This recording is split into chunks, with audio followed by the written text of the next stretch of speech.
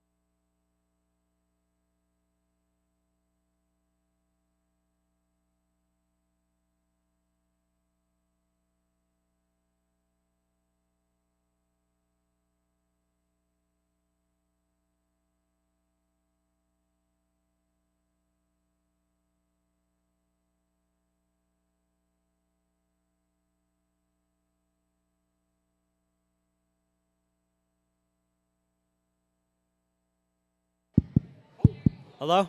All right, good. We're good now. We're good. Okay. I think. Next thing Yeah. is we have, oh gosh. All right, hey, who's attended a Gateway Christmas Eve service before? Yeah, show of hands. Sweet. Okay, so hey, we have 4 Christmas Eve services happening on Christmas Eve. Go figure. And so there's an opportunity for GSM. There's gonna be a hot cocoa bar that's gonna be happening in the lobby, and we need some students that are willing to help out with that.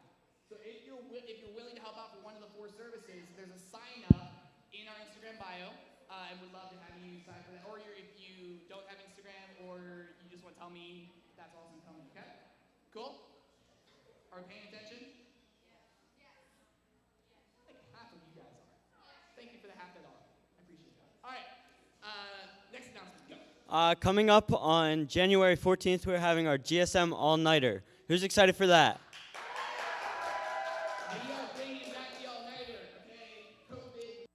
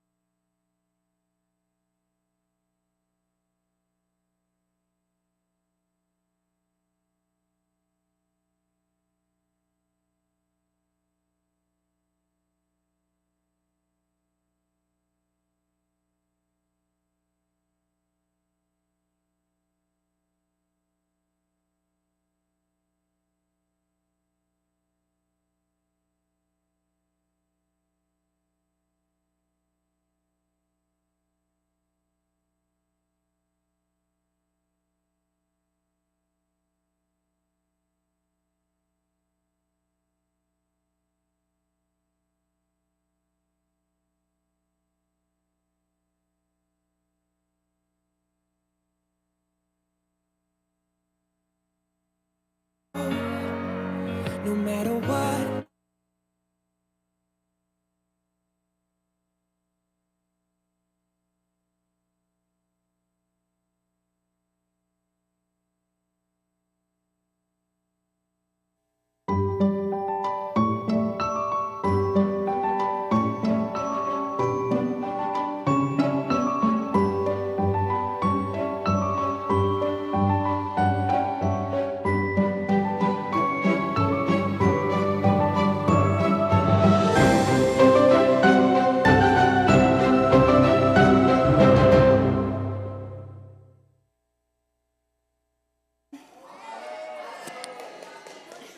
I gotta tell you, speaking in a crowd is my very, very most high anxiety level. So,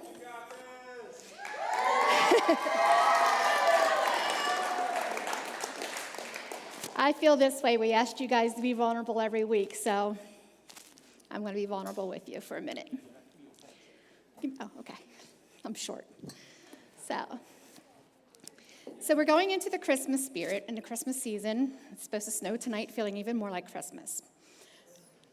And we're learning words and meanings that are associated with the Advent and Christmas. Last week we learned about peace. And Tony told us that peace is the internal peace is in the midst of external chaos. So no matter what's going on in the outside, you've got the peace of God inside.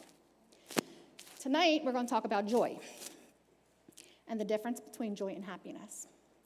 Does anybody know the difference between joy and happiness? Without Googling, does anybody know the difference between joy and happiness?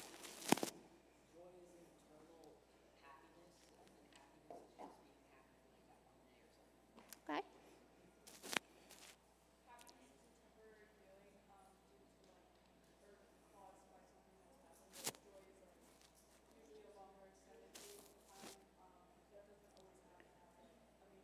Okay.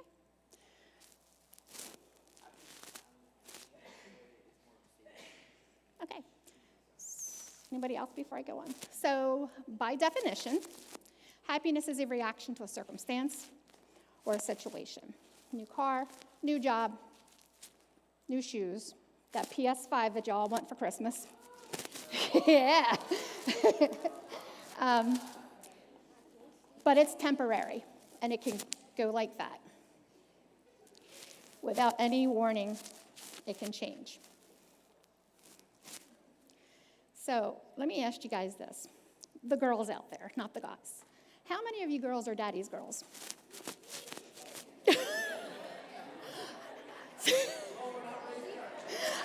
No, seriously, how many of you girls are daddy's girls?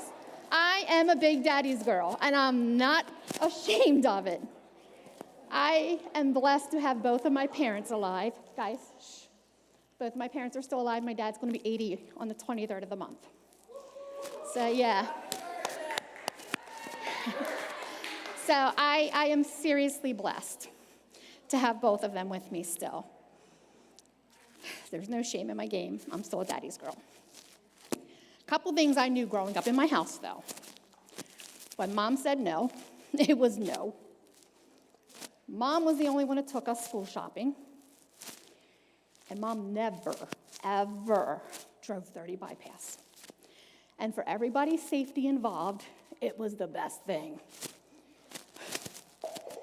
So, my 8th grade year, they came out with the very, very first designer jeans.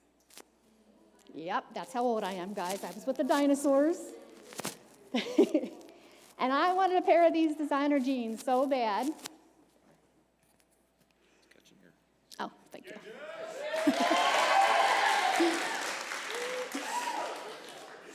I wanted a pair of these designer jeans so bad.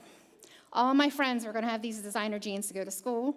We had it worked out that we were all going to wear them the same time, the first day, and just own that school, you know. A couple things I had to work around.